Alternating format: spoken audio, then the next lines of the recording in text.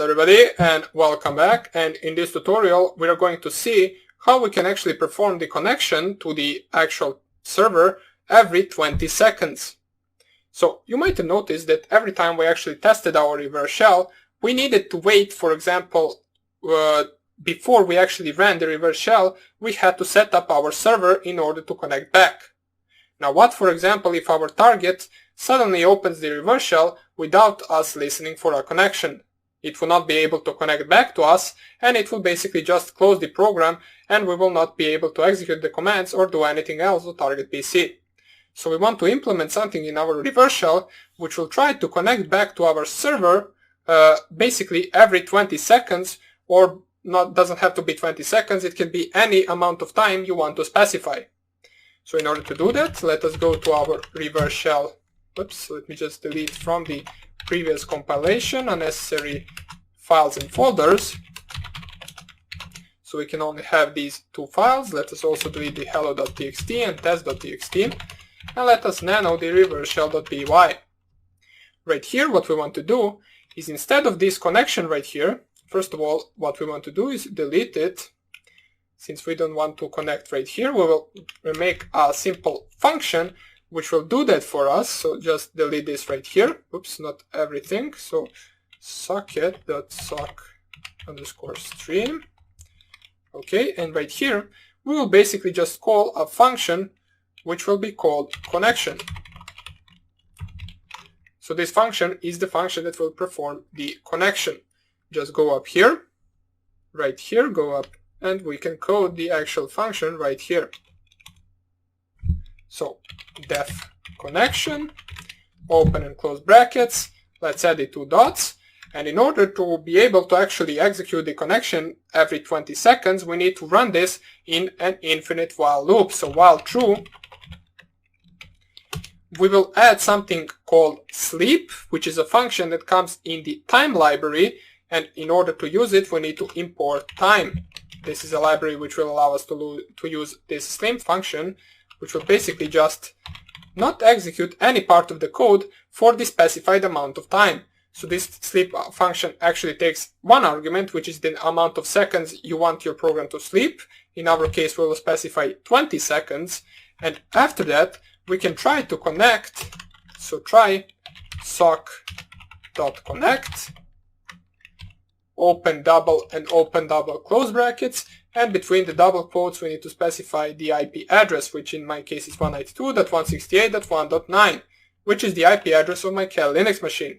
Then comma and the port that we are listening on. So in my case 54321. And after that, once it connects, we can actually enter our shell from here. So if we are entering our shell from here, we don't need to have the shell specified right here, so we can delete the calling of the shell function from here, and we will call it from the actual connection function.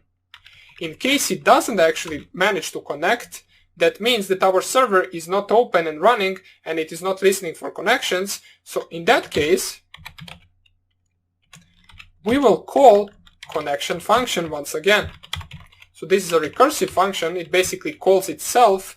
As you can see, we call the function connection from the connection function, and this will go in circles until it manages to connect to our server. So for example, if someone ran this reverse shell and then 3 hours later you actually opened and started your server, it would actually connect to it even 3 hours after running the reverse shell. So let us save this.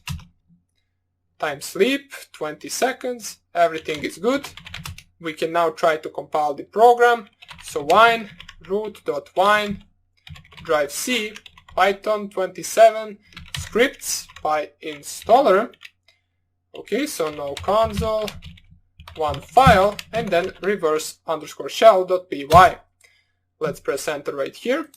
Let us import the USB drive. And right now what we are going to do is we are going to run the reverse shell first, then we will wait a few seconds, and then we will run our server in order to see whether it will connect or not. So let me just go right here, go to dist, and move the reverse shell to my USB. Also, since we already have from the previous video the copied backdoor into our roaming folder and also a registry key in our registry editor, this reverse shell right now will not perform the persistence since it already performed it in the previous time we actually ran it, as you can see in the actual code. So let me just go right here. It is good to know that .py. You can see that we coded right here that it should not perform these two commands in case this location right here exists. So since it does exist, since we coded it last time and we actually copied it, it will exist and it will just skip this part right here and it will go straight to the socket creation and then connection function. So that is good as well. Let us run our server. Let us unplug the USB drive. Copy the backdoor or the reverse shell to the desktop. Run it. Oops, we actually made a mistake.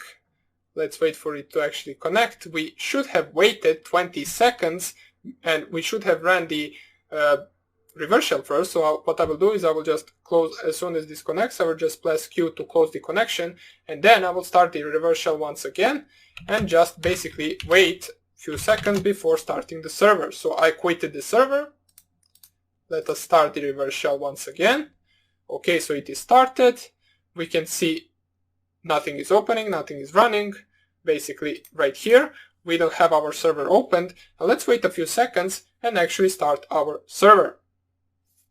So clear the screen. There wasn't really point to clear the screen, but doesn't really matter. And let's right now run the actual server. It is listening for incoming connections even after we run our reverse shell. And right now, hopefully, we will get connection back.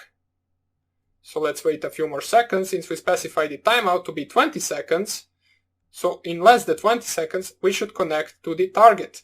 And we did, so we can see we got a connection from our Windows PC at this port, or the connection is from this port.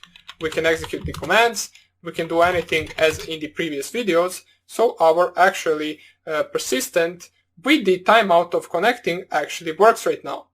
So at this point, all you need to do is deliver this reverse shell to the actual target and you will be able to connect to them anytime you want, as long as their PC is on.